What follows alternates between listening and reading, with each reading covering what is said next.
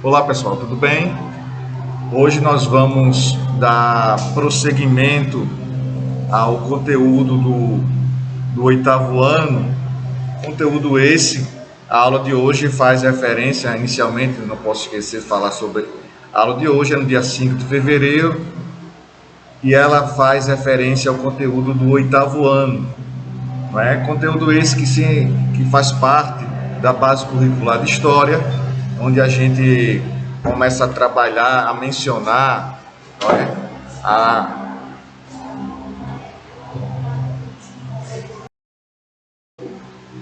Então, retomando o conteúdo do oitavo ano, ele vai se basear muito nesse momento, para que vocês tenham noção, ainda estou fazendo o processo revisional do que foi vivenciado no sétimo, e no que foi vivenciado do sétimo, nós não podemos esquecer, não é, a situação em referência fazendo essa abordagem de revisão. Eu quero incrementar também a revisão de hoje, dando prosseguimento à nossa revisão do sétimo ano, a questão do renascimento.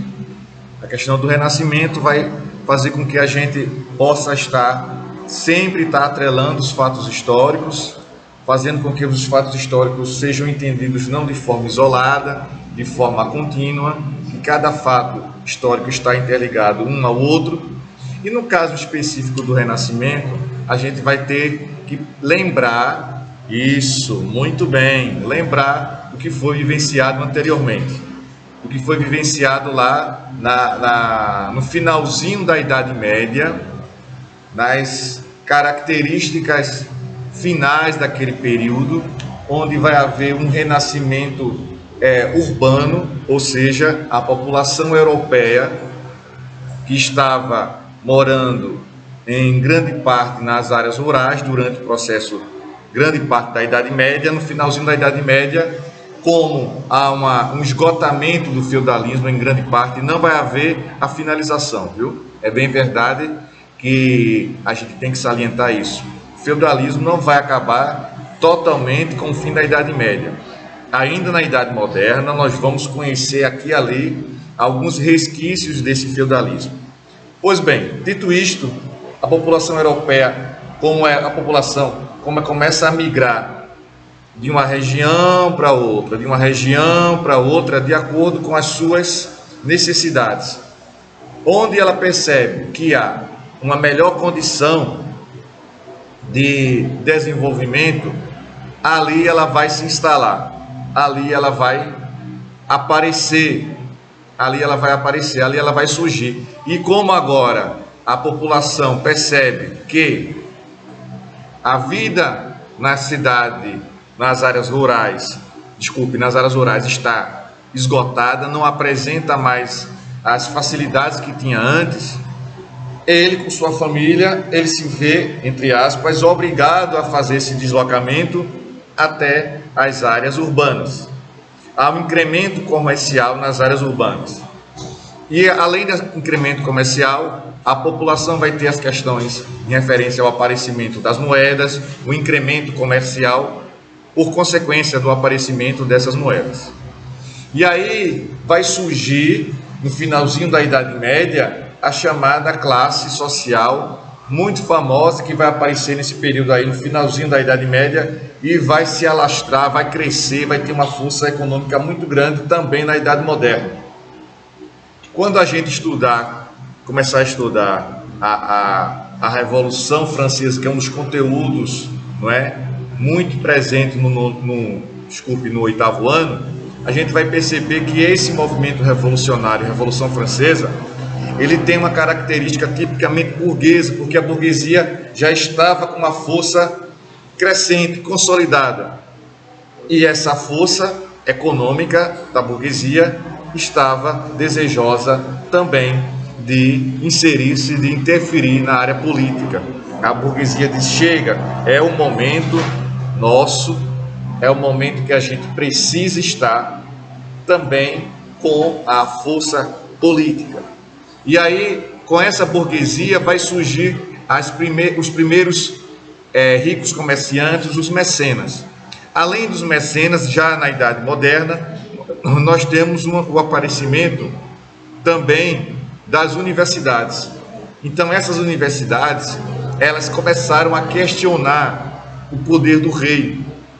Começaram a partir dali ter um pensamento racionalista, ter um pensamento de crítica para com a sociedade e para com os reis também.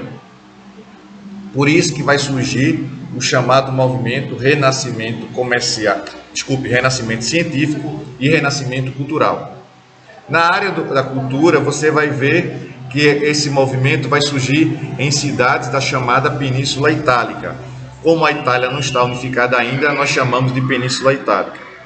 E esses ricos comerciantes vão perceber que a arte vai ser uma fonte de poder criticar o absolutismo, de poder criticar o antigo regime. E eles vão financiar os artistas, e esses artistas começam a receber esse financiamento e começar a criticar a sociedade através da pintura.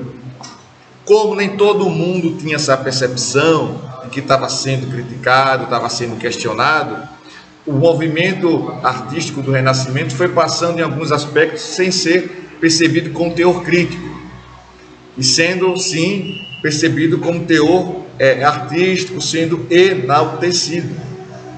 Não é? Tá bom? E por aí nós vamos começar a entender como esse renascimento surge num momento transitório entre o final da Idade Média e início da Idade Moderna. Então os pintores ainda, a sociedade ainda estava mesclando o pensamento teocêntrico da Idade Média com o pensamento antropocêntrico da Idade Moderna. Ou seja, um pensamento daquela sociedade tinha algumas características do teocentrismo, ou seja, voltado para Deus, e ao mesmo tempo também tinha um pensamento voltado para o antropocentrismo, não é? Um pensamento voltado para as questões do homem. Então esse renascimento começa a surgir, começa a se consolidar com um pensamento racionalista, hedonista, crítico, humanista, valorizando muito o homem. E por que o nome Renascimento? O nome Renascimento significa o quê? Isso, muito bem. Renascimento significa nascer de novo. O que é que vai ser? O que é que vai nascer de novo? Vai nascer de novo o pensamento de valorização do homem. Nascer de novo o antropocentrismo que foi praticado lá na Idade Antiga, em Grécia e em Roma. Nós já estudamos isso. Nós não devemos esquecer, lembrar sempre dessa situação.